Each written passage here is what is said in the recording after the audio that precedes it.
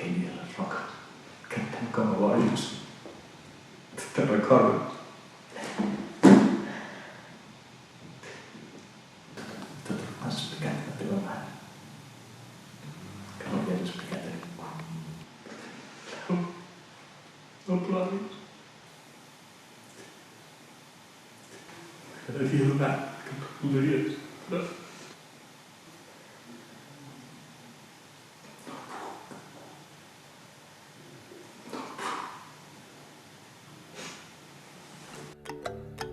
Pienso en que después de este baile te acompañaré a tu casa y por el camino tontearemos, bromearemos y reiremos y justo enfrente de tu puerta nos besaremos, nos miraremos y me dirás que tienes que entrar sola. Yo aceptaré girándome una última vez para asegurarme que sigues mirando.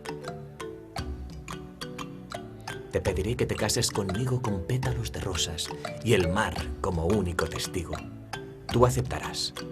Nos casaremos. Ja t'ho vaig dir.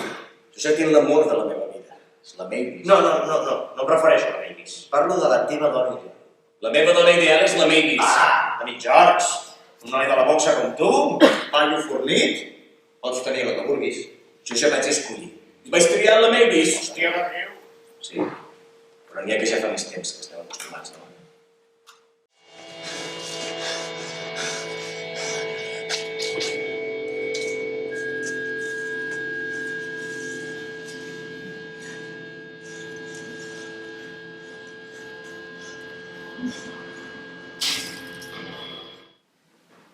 Què? Que sóc un egoista? Que només penso en mi? Això és el que penses? Sí. Doncs mira, saps el que et dic? Que jo no en tinc la culpa del que t'està passant. No! No la tinc! A més, jo no he fet res intencionadament perquè tu et sentis d'aquesta manera. I ja som grandets! A més, tot això m'agrada una altra cosa.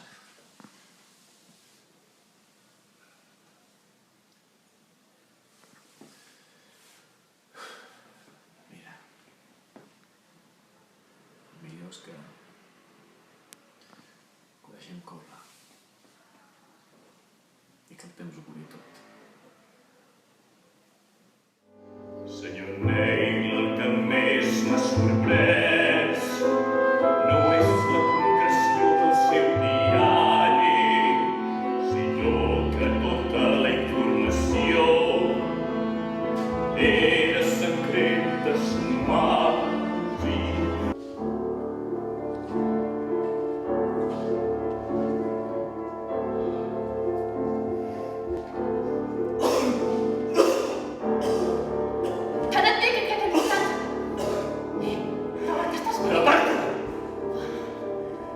no pot ser que tots deixis fora aquí. Aquest ja és el segon cop. Perdo massa temps certificant les coses.